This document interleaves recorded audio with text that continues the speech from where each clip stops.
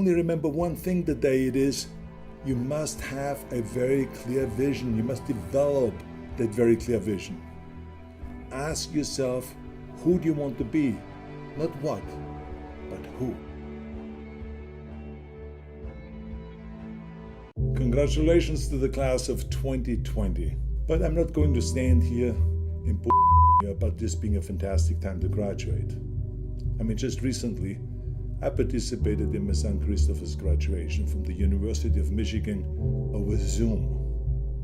And I know that virtual graduations aren't the celebration that you envisioned.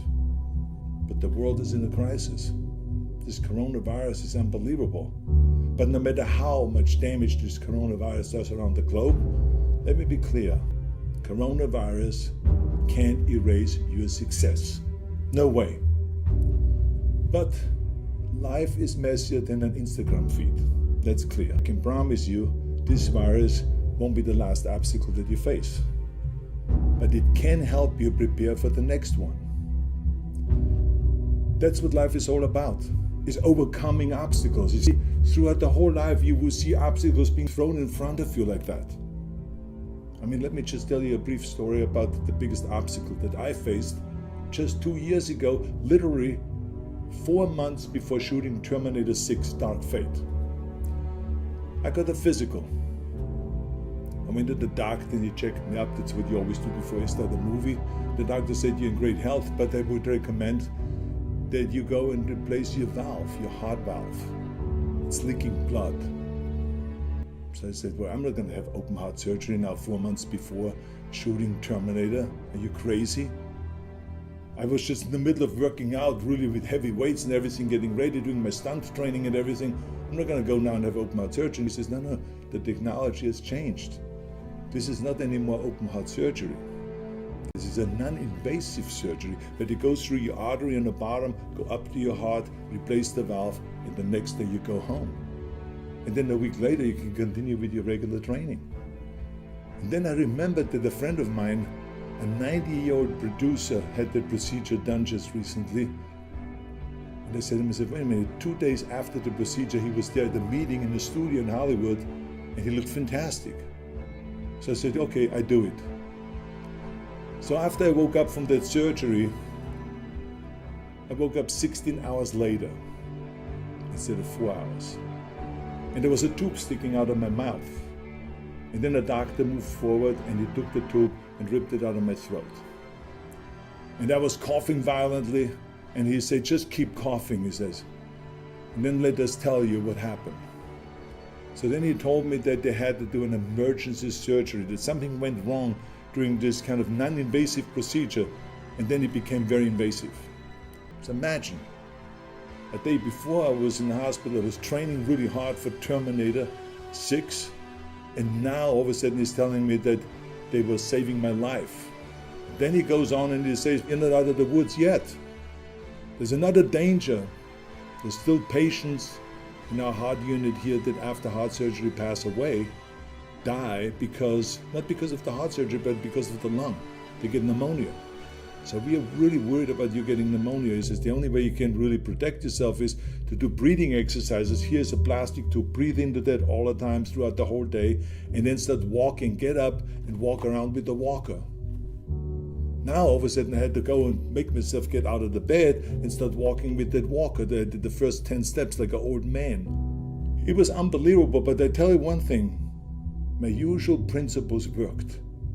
Because I was visualizing right away that I'm going to be on that date, August 1st, I will be on a set and I will be shooting Terminator. And I will be doing my fight scenes and everything that it requires. That's what I was shooting for. So I started declaring little victories. After I did the first 500 steps with the walker, I declared victory. After I had an appetite again, to eat normal, I declared victory. Then I was discharged to go home, out of the hospital finally, and finally I could train again with the light weights. Then I did train with heavier weights. But you know something?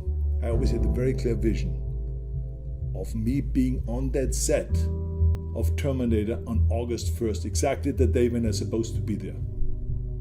A very clear vision, and I concentrated on that vision, and everything that I did, my walking and my breathing exercises and the weightlifting and everything like this, was going towards that vision to make that a reality. So, sure enough, comes August 1st, I'm there in Budapest on a set of Terminator 6 and battling it out with the new Terminator, the more sophisticated Terminator, the Rev 9. We had the fight scene, kicking each other and punching each other and rolling around and falling down the steps and on and on and on. It was the most wild kind of a fight scene than you can imagine. We did this for 2 days. The director, Tim Miller, came up to me after these 2 days and said to me, says, Arnold, you're a machine. I said, no, I'm just back. Now the reason why I'm telling you all this is because no matter how successful you are, life will throw obstacles in your path. Like it was with my heart surgery, or like with your graduation now. But if you have a very clear vision, like I talked about earlier, of exactly what you want to do and who do you want to be, you can go and find a way around all of those obstacles. Because I had a very clear vision, I was able to find a way around and to get right there and to do my movie. You see, the reason why I'm talking about the vision is because one time I gave a graduation speech. And I remember it very clearly. The next day, I was celebrating with the students.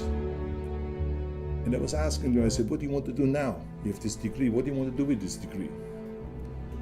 And they said to me, well, if I'm lucky, I maybe get a job. And they were all over the place with what they said, but they didn't have a very clear vision. As a matter of fact, one guy looked at me like a deer in a headlight, like, didn't even know what to say when I asked him about his vision, where he wanted to go. So I'm concerned that young people today don't have a clear vision. And that's a real problem because, you see, in America, we did a poll, and 70% of the people were not happy with their job, what they were doing during the day or at night. Now think about that, 70% of the people are not happy with their work. Every day they go to work, they're not happy. That is a terrible statistic. I don't want you to be part of that statistic. This is why it is so important to have a vision. If you know your vision, your working will be fun.